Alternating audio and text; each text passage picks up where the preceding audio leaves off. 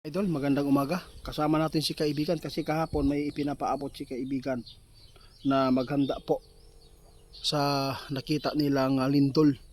Kaya muli po siyang magpaalala, baka nakalimutan ninyo na nagpaabot si kaibigan.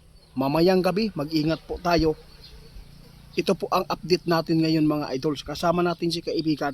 Kung ano man po ang kanyang ibabala ngayon, baka po nagbago ang direksyon ng lindol na to, baka walang lindol na, itatanong pa rin natin kay kaibigan. Kaya nagpaalala po siya muli, kaibigan.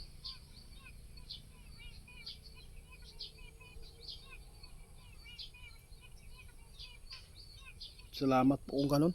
Mga idol, si kaibigan nagpaabot po sa inyo. Huwag lang po tayo daw mag-alala. Kasi yung ipinapaabot ng ating kaibigan kahapon na may lindol, walang problema. Nakita ng ating kaibigan, hindi po ito malakas, mahina lang. Pero hindi pa rin tayo magkampante. Dahil kahit ano pa ang nakita ng mga kaibigan na ikakabuti o good news, kung sila lang po ang nagpapaabot, kasi alam po niyo guys, may makapangyarihan dito sa atin, di ba? Kaya tandaan natin kung ano man po ang ipinapaabot ng ating kaibigan, kahit mahina itong nakita nila, wag talaga magkampante, no? Kasi ang magkampante nasa delikado na kalagayan. Kaibigan, salamat.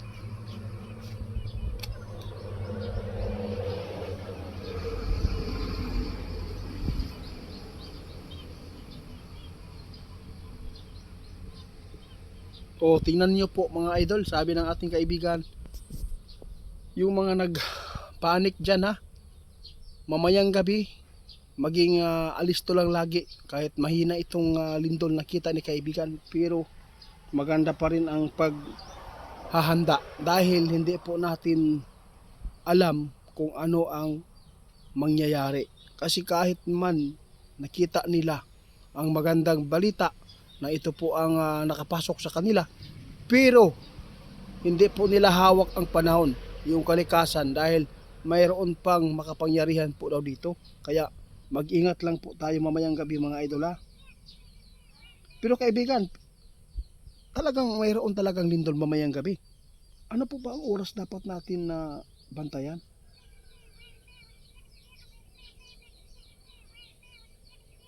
Nako po guys, madaling araw maghanda tayo. Kahit mahina ito, kasi hindi po natin alam daw, baka bigla-bigla na lang pong lumakas. Alas 10 ng gabi, mag-ingat po tayo hanggang sa madaling araw. Yung mga malapit sa dagat, huwag lang tayo masyadong mahimbing magtulog. Kasi hindi po natin nadiditik o napapakinggan po ang kapaligiran po natin kung anong po ang mga sign na nangyayari. Baka mayroon pong paglaki ng dagat. Kaya mas maganda talaga na ito po ay mapaabot namin sa inyo, di ba?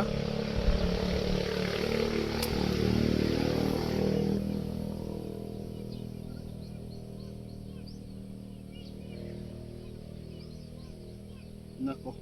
Ito po ang nakuha ng ating kaibigan mga idol ngayon na impormasyon ha. Walang pwedeng magkampante at hindi dapat magpanik dahil wala naman pong ipinapaabot si kaibigan na masama. Sa lahat ng makapanood sa aming pagpapaabot, laging manalangin, laging alisto, mag-ingat lagi kung ano man po ang mangyayari sa ating mundo. Wala naman po tayong magawa dahil hindi naman po tayo ang nagmamay-ari nitong mundo na to. Tayo po ay lilipas lamang dito sa mundong ito. Kung ano man po ang kalakasan po natin ngayon, gagamitin po natin isa sa magandang gawain, no? Gamitin po natin sa mabuti. Hindi natin gagamitin ang ating lakas na binigay ng Panginoon na gumawa ng kasamaan, krimen, lahat ng makasalanan na gawain, kung maari iwasan natin. Kaya sa lahat ng makapanood, maraming salamat sa inyong pag-request sa amin. Sana po ay nagustuhan po ninyo ang ipinapaabot ng ating kaibigan.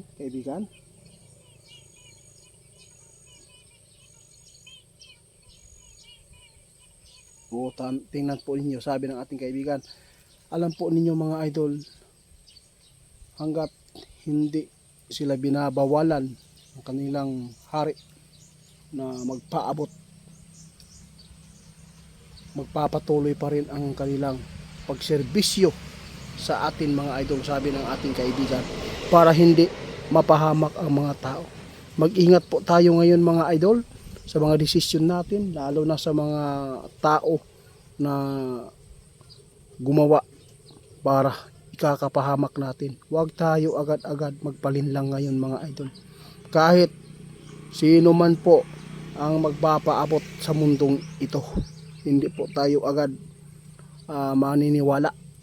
Kailangan natin protektahan ang ating pamilya at ang ating sarili. Tulad po ng mga virus noon, anong nangyari? Napakaraming nagsisisi ngayon. Guys, report po natin si Ghost Hunter 88 Fans. Hindi po yan ako. Mga video ko ay ininakaw po nila. Baka po ma-scam kayo ni Ghost Hunter 88 Fans. Kaya lagi ko itong binabanggit sa aking video.